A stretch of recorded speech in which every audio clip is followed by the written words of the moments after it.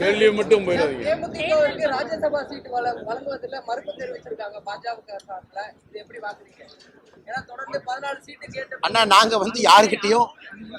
யாருக்கிட்டையும் yes no maybe அதெல்லாம் எதுவுமே பேசலீங்கன்னா, நம்முடைய டெல்லியிலேருந்து நீங்கள் பார்த்தீங்கன்னா 2 பேர் இன்சார்ஜாக போட்டிருக்காங்க, 2 தலைவர்கள், அரவிந்த் மேனன் அவங்க, சுதாகர் ரெட்டி அவங்க. அதே நேரத்தில் ஒரு கட்சியும் அதற்கான குழு அமைச்சிருக்கிறாங்க. பாரதிய ஜனதா கட்சியும் நம்முடைய தலைவர்கள் அதற்கான வேலையை செய்து கொண்டிருக்கின்றார்கள். இன்றைக்கும் பார்த்தீங்கன்னா இட்ஸ் டூ early அண்ணா. ஸோ நாளைக்கு நம்முடைய செயற்குழு கூட்டம் புதுடெல்லியில் நடக்க இருக்கிறது. கிட்டத்தட்ட 11,000 பேர் பங்கேற்கிறாங்க. நாளை காலை நம்முடைய தேசிய தலைவர் நட்டா அவர்கள் காலையில் கூட்டத்தை துவங்கி வைக்கிறாங்க. ஞாயிற்றுக்கிழமை சாயந்தரம் நம்முடைய பாரத பிரதமர் நரேந்திர மோடி ஐயா அவர்கள் அந்த கூட்டத்தை முடிச்சு வைக்கிறாங்க. அதனால் கூட்டணி எல்லாமே நீங்கள் கொஞ்ச நாளில் பார்ப்பீங்கன்னா, முறையான நேரத்தில் என்ன பேசணுமோ, யார் இதை பற்றி பேசுவாங்களோ அன்னைக்கு பேசுவாங்க.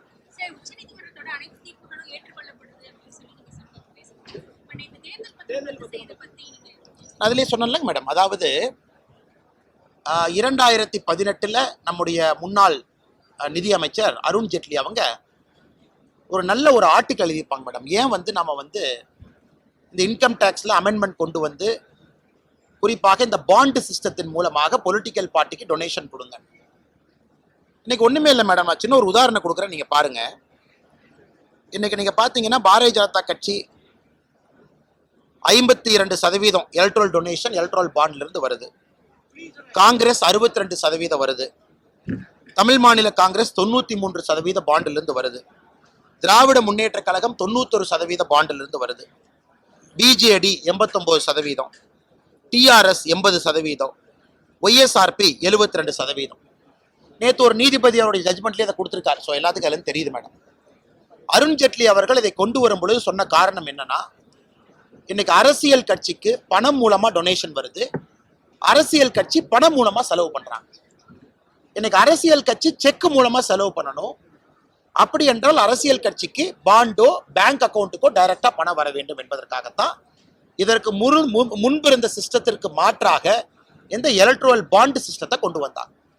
ஸ்டேட் பேங்க் ஆஃப் இந்தியாவில் பர்ச்சேஸ் பண்ணிக்கலாம், 15 நாளுக்குள்ள அந்தந்த கட்சிக்கு அவங்க வந்துடும், அந்த கட்சி என்கேஷ் பண்ணிக்கலாம். இன்னைக்கு உச்சநீதிமன்றம் தன்னுடைய தீர்ப்பின்படி இது ஆர்டிகல் 19(1) குறிப்பா ரைட் டு இன்ஃபர்மேஷன், அதாவது ஒரு மனிதனுக்கு சில விஷயங்கள் தெரிந்திருக்க வேண்டும், இதன் மூலமாக வெளிப்படைத்தன்மை இல்லை என்பதை உச்சநீதிமன்றம் சுட்டிக்காட்டி இதை பண்ணியிருக்காங்க. இன்னைக்கு பாரதிய ஜனதா கட்சியை பொறுத்தவரை ஒரு விஷயத்தை நாம் புரிந்து கொள்ள வேண்டும். 2018 அருண் ஜேட்லி அவர்கள் நிதியமைச்சராக இருக்கும் பொழுது இதற்கு முன்பு இருந்த எலக்ட்ரல் ட்ரஸ்ட் அது சரியில்லை, அதே போல பணமா வாங்கி பணமா செலவு பண்றது அதுவும் சரியில்லை அப்படின்னு இந்த சிஸ்டத்தை கொண்டு வந்திருக்காங்க. இன்னைக்கு மறுபடியும் யோசிக்கணும், இந்த சிஸ்டம் சரியில்லைன்னா அடுத்து இதை விட பெட்டர் சிஸ்டம் என்ன?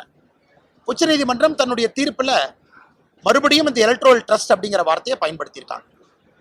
சாதக பாதகமெல்லாம் யோசிச்சு இன்னைக்கு எல்லா கட்சிகளும், நான் சொன்ன டேட்டாலாம் பார்த்தீங்கன்னா 90%, 91%. பாரதிய ஜனதா கட்சிக்கு 52% தான். சில கட்சிகள் 91%, திராவிட முன்னேற்ற கழகம் 91%.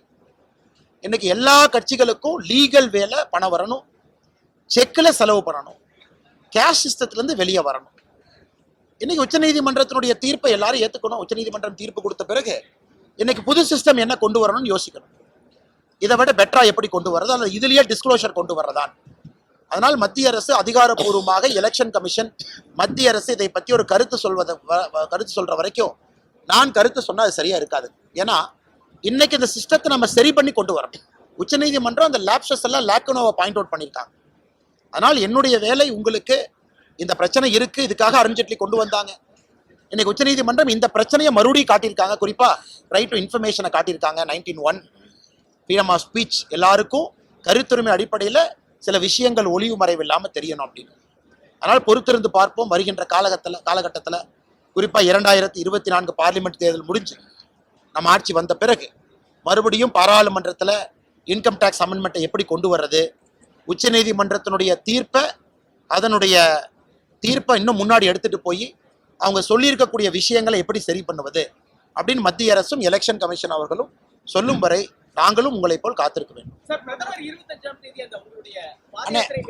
ஐயா, பிரதமர் வர்றது உறுதி, தேதி மட்டும் கொஞ்சம் மாறுது. காரணம், பிரதமர் அவர்கள் சில அரசு நிகழ்ச்சியிலும் பங்கேற்க போறாங்க. இன்னைக்கு அரசு நிகழ்ச்சி தமிழகத்தினுடைய வேறு ஒரு பகுதியில் நடப்பதற்கான வாய்ப்பு இருக்கு.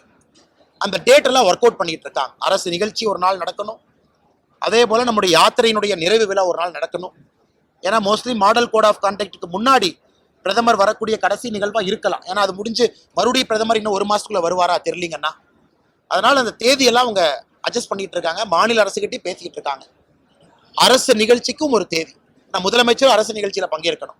அதனால் இன்னும் ஒரு 2-3 நாட்கள்ல அதிகாரப்பூர்வமாக அறிவிப்பு வரும் என்று எதிர்பார்க்கிறோம். பாதகம் செய்பவரை கண்டால் நாம் பயங்கொள்ளலாகாது பாப்பா, மோதி மிதித்து விடு பாப்பா, அவர் முகத்தில் உமிழ்ந்து விடு பாப்பா. அண்மை செய்திகளை உடனுக்குடன் தெரிந்து கொள்ள இணைந்திருங்கள் இயம்நாடு தொலைக்காட்சியுடன்.